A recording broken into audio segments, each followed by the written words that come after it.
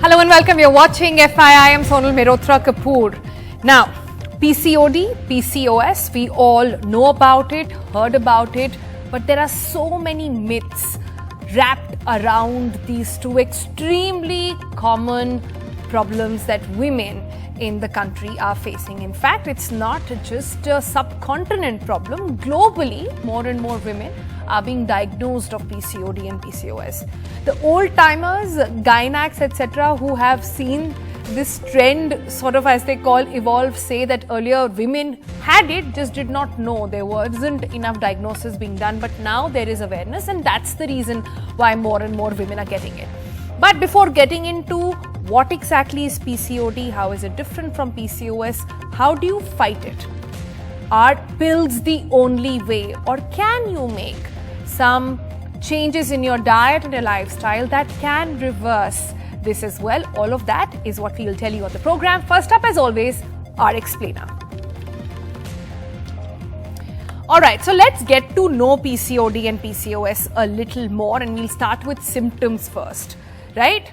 Now, what exactly is PCOD? What exactly is PCOS? So, PCOS is a disorder of the endocrine system.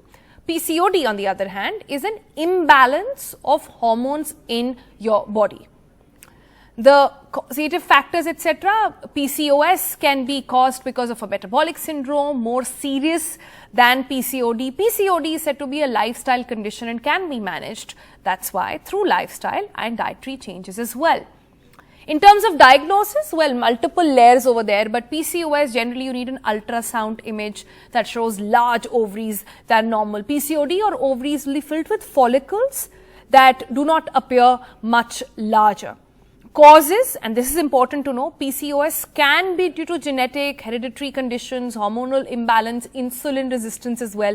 There is a deep connection between this, and then there is a thyroid that comes into play. This is what we'll discuss on the program as well. But just to give you a glimpse over there, PCOD, on the other hand, is a result of hormonal imbalance, emotional stress, genetics, obesity, bad dietary habits, and you will not believe how bad they are even when you considered very fit in your life. And occurrences, let's look at those next. In PCOS has lower number of patients. PCOD is in fact more common than one can really comprehend. Almost 1/3 of women around the globe. That's how huge PCOD is. 1/3 of women across the globe suffer from this. Let's look at signs and symptoms next. In PCOS, you will have hair loss, baldness, mood swings, headache, weight gain, infertility. PCOD, very similar, but not quite, because it will have irregular periods, you will have weight gain, you will have acne, you will have excess hair growth on your face and body, you will have dark pigmentation, and you can have infertility issues, but nothing that is not reversible. If you look at infertility, specifically between the two, PCOS, women who don't ovulate regularly, they are considered to have PCOS. PCOD, you regularly don't understand as well. In fact, another pointer there to remember is that many eggs don't realize, as many eggs do not fertilize as well. So it's the quality there over that is being talked about. And PCOD, it does not lead to infertility in all women, and shouldn't be considered an obstacle towards pregnancy as well. 80% of the cases in PCOD, women can possibly conceive with a little aid and experience a smooth pregnancy as well. Now, but how many women, having understood the difference over there, just to give you a glimpse of how many women suffer from this? Well, PCOS affects 3% to 20% women of the reproductive age. 3.8 in India, this is 3.8% women below the age of 19 have PCOS. 16.81% women between the age of 20 to 29. 11.58% women between 30 to 44 age bracket as well. And if you look at PCOS globally, well, almost the same figure over there. So it's not a subcontinent issue is what we need to understand over here.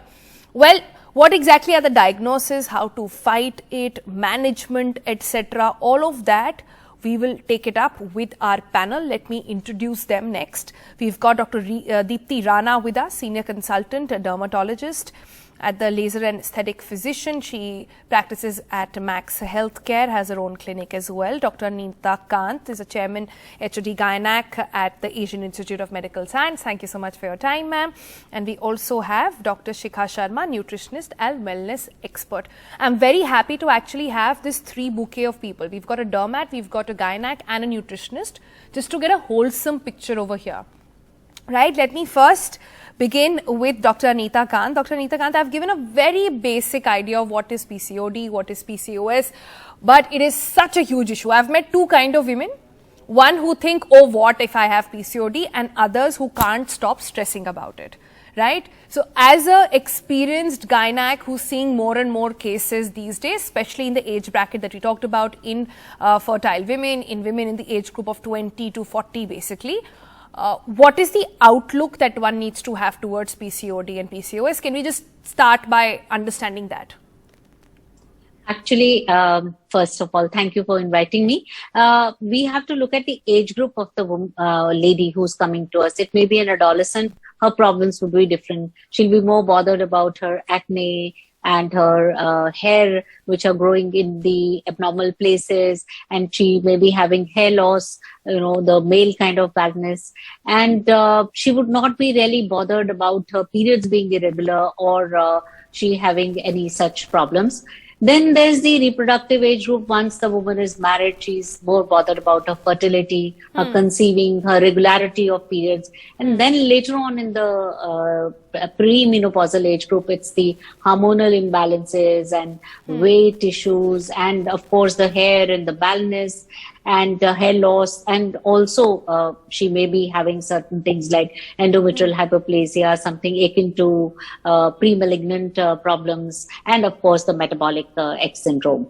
So it depends on what age group she comes to us, what is the main stress of her problem, and depending on that, we tackle as per the patient's problems. Right, but it can be tackled. So all those women who are getting extremely stressed about it, thinking, oh my God, how is this going to happen? I had plans, I had an age at which I want to be a mother and stuff like that. And nothing wrong in it, frankly. They need to stop stressing. That's one, because that's a vicious cycle. I'll request my producers to put out the graphic also that includes management and medical treatment. It actually talks about everything that is happening to your body because you have PCOD and PCOS. So mood swings, weight gain, not being able to lose weight, all of this is because there is an imbalance in your body, and there is nothing wrong with you. It can easily be fixed only if you have that awareness. Talking about that awareness, let me go to Dr. Deepti Rana. Dr. Rana, a lot of people who don't know that they have PCOD or PCOS, come to you first, come to a dermat and start complaining about problems that are very superficial. How important it is, and I've seen this in several cases, women getting bothered and getting laser treatments done without understanding that it's only going to come back till the time you get to the root of the matter. Yeah, hi. So thank you for inviting me first. So yes, I have a lot of people walk into my clinic, especially girls of about very young age also, and even elderly above 25, 30, simply just having little acne, facial hair, and they just don't really know that what is going on underneath and what's not. So they just, because they have facial hair, so they undergo lasers and multiple lasers, and still there's no change in that hair pattern, or the hair is not reduced. So then is where we really need to assess what all this is happening. And most common thing, at an age when you're still getting acne, when you're not supposed to get, not a teenage and still getting acne, specifically jawline acne, which is mostly hormonal acne. And then they have an issue that they have a lot of weight. I mean, they put on a lot of weight, and that they're doing everything possible but unable to lose weight despite of all kinds of exercises and everything. That's why they don't know that there is something going on inside, which could be an insulin resistance or PCOD, or could be anything else like a thyroid or something. That's when we come into play, that we need to investigate further by doing some blood tests and ultrasound and everything. And then maybe take it from there, that we just need to treat the acne, or we first need to treat the underlying cause and then treat the acne, hair, pigmentation or mood swings or irritability and all that that's causing because of the acne, because of the PCOD. Right. So it's important to do a thorough part is- examination and understand why it's happening first. yes, I think yes, that's really yes, key. yes. But having done that examination, and we talked about in our explainer as well, the test that you can get done. And of course, this is just FYI, remember, you need to consult your own doctor and they will tell you what is the right way to go ahead with it. One size doesn't fit all, especially in medicine. Having understood that, so one of the key things to fight PCOD and PCOS is putting women on contraceptive pills, which has its own side effects, etc. But there is a huge debate going on about how do you need medicines, or is this something that can be altered without medicines as well by making some dietary changes and getting a grip on your life in terms of changes that you can do in your exercise, in your diet, in your sleeping and eating pattern. Taking a cue from that, let me have Dr. Sharma really lay some light on that. Dr. Sharma, huge interest on how women want to reverse it without medicines. I first want to understand very candidly from you, is it possible to reverse it without medicines? Have you seen such cases? And if yes, what works? See, fundamentally, there are three things which are very important. The first thing is that many years back, heart disease was not considered reversible.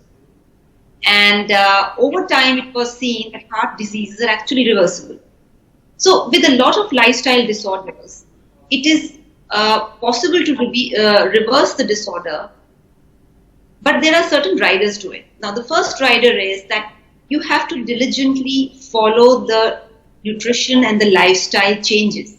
It's not something which is done as a 3-month protocol or a 2-month protocol, because eventually, if you go back to your old habits, you are fundamentally bringing the disease back. So, for example, let's look at hypertension. Now, when somebody has hypertension, it is coming from a variety of disorders, a variety of situations where stress is one of the fundamental situations, along with the kind of a diet and the sleep pattern and other things.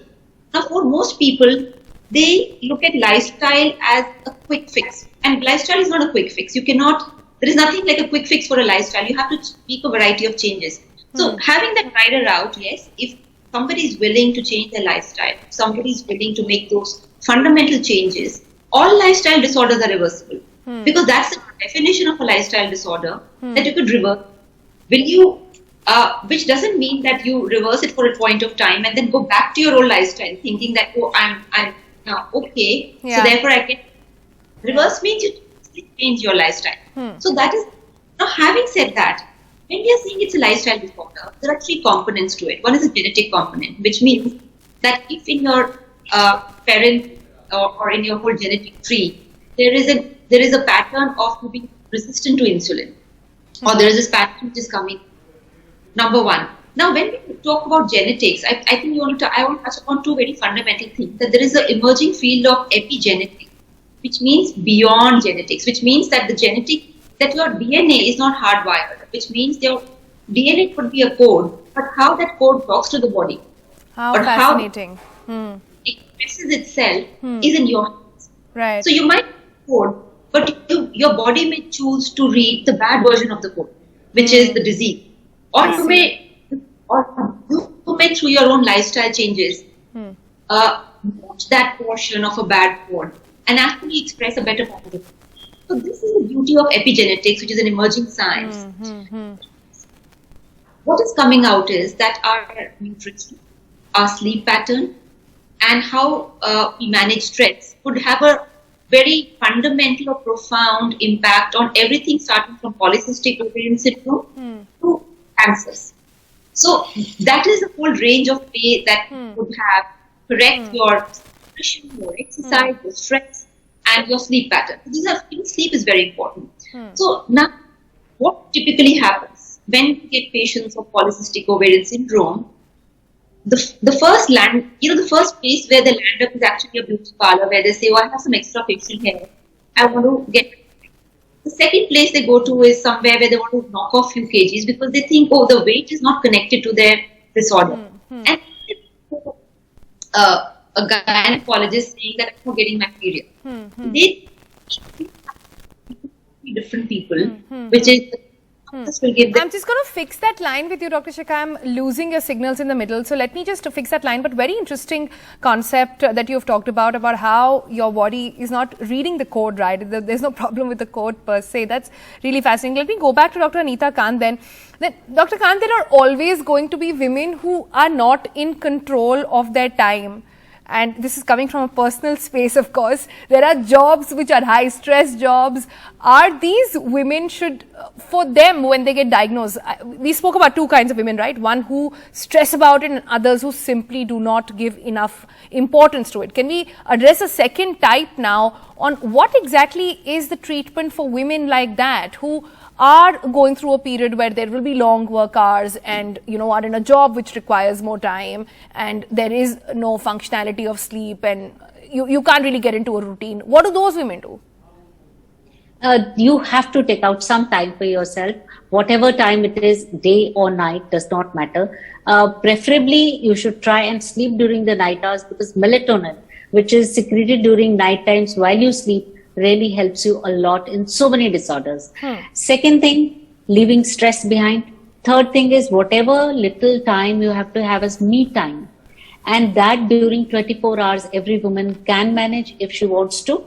And fit in yourself in that time, give it to you, take care of yourself, work out, change your lifestyle, give up on smoking, give up on alcohol as much as possible, try to reduce your fat, and for that, yes, we have a dietitian on our panel and she's really good at it. She'll let you know exactly what all to give up.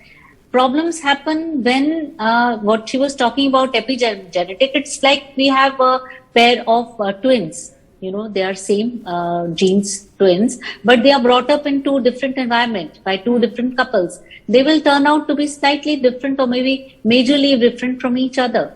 So same way with the same genes, you are not supposed to be having all the bad points of PCOD or PCOS if you control your environment. Why do we have to eat from out?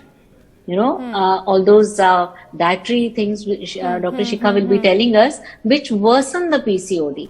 The fast food, the trans fats that we use, and not sleeping at night. Are there good substitutes for this? That is something I want to focus on. But I'm going to do that on the other side of this very quick break. We're discussing PCOD and PCOS, and we're taking a non-hyped up outlook. We're trying to discuss and trying to come to some conclusions and solutions here that are actually possible for you to adapt. So stay tuned. You're watching FYI.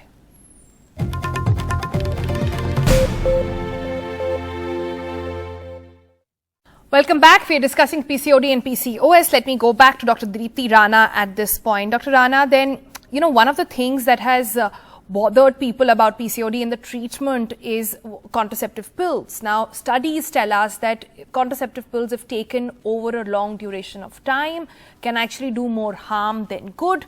For young girls who've been diagnosed with PCOD, PCOS, what's your outlook? So see, there are different modalities of treatment and there are different steps of treating PCOD. So initially, as we get a patient with confirmed PCOD with an ultrasound, blood tests and everything, first and foremost, depending on what all symptoms they have, so suppose they have acne, facial hair, oily skin, pigmentation of the body folds, weight issues, so everything in falling into the PCOD syndrome, then yes, looking at the age, we do first foremost thing is lifestyle modification. That is, as Dr. Anita rightly said, exercise and a good dietary modification. That is the most important thing.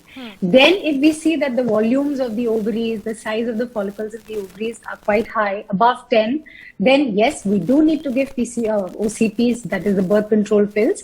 But we have to do that cyclically. That means we have to do it every 3 to 6 months, then do an ultrasound to see the level, the volume of the ovaries, the size of the follicles, also the hormonal levels where they've reached, and then maybe give it a little extra for a month or two. Maybe so that because there is no cure for PCOD. Right. Yes. You're saying constant monitoring is important. PCOD. Right. Yes. I just want to... then is where we...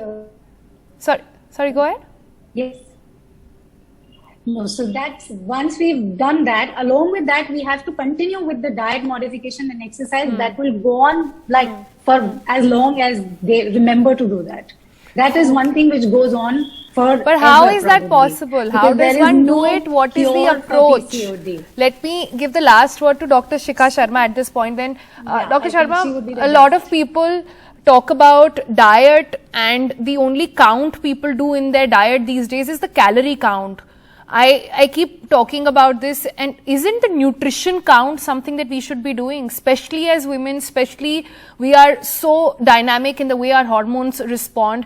How is it that we're losing sort of count on this, and what is the best way to actually do this in a country where food is not labeled properly, in a country where we see, when we go to pick up a store, there is no label telling me how many nutrients it has. It at max will give me a vague idea about the calories or sugar, if that is bankable at all. So how does a modern age woman who's working, managing the house, trying to be Durga all the time, how does one do it?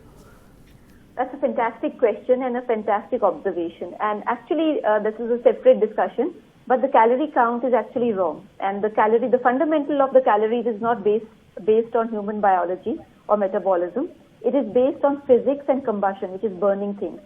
So the whole foundation of the calorie principle is wrong. But coming to your larger question, you're right.